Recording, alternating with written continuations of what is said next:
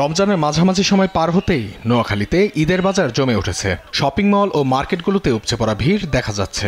Sari, three piece, panjabi, জুতা থেকে শুরু করে শিশুদের পোশাকের দোকানে ভিড় কিছুটা বেশি। ক্রেতারা এক দোকান থেকে অন্য দোকানে যাচ্ছেন পছন্দের পোশাক কিনতে।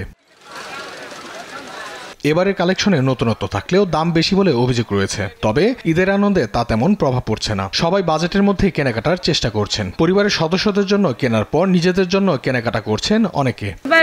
রিজনেবল প্রাইজের মধ্যে আছে, নিয়েছি, ভালো লাগছে আর কি। মোটামুটি পছন্দ মতো কাপড় আছে, সবাই পছন্দ হয়, কিন্তু এবার এটা একটু বাড়তি মানে আমার কাছে আর কি, যে বাজার করছে বাজার থেকে একটু উপরে চলে গেছে আর কি। কিনছিলাম, জামা কিনছিলাম একটা বাবুর জন্য, আর একটা কিনতেছি। দাম আছে মোটামুটি ভালোই আছে। ফ্যামিলি নিয়ে কেনাকাটা করতে আসছি, বাজেট অনুযায়ী যা পড়ে তাই কিনবো। গত বছরের তুলনায় পাঞ্জাবির কালেকশনগুলো অনেক ভালো। প্রত্যেক বছরের থেকে আমি মনে করি এই বছরের কালেকশনটা আরো সুন্দর। ক্রেতারা বলছেন ডলারের দাম বাড়ার কারণে ঈদের বাজারে এবার প্রভাব পড়েছে। 15 রমজানের পর থেকেই বাজার জমে উঠতে শুরু করেছে।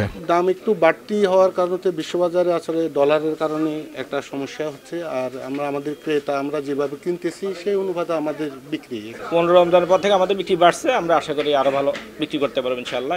মার্কেটে যা দেখতেছি জামা কাপড় এত দাম যে কি বলবো। আসছি মার্কেটে কেনাকাটার জন্য, দেখলাম প্রাইস অনেক একটু বেশি আর পরিবেশটা ভালো।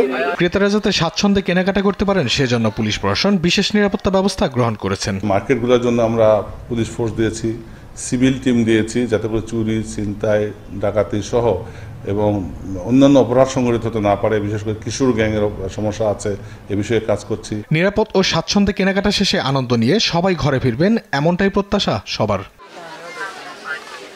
নিউজ ডেস্ক, দেশ টিভি।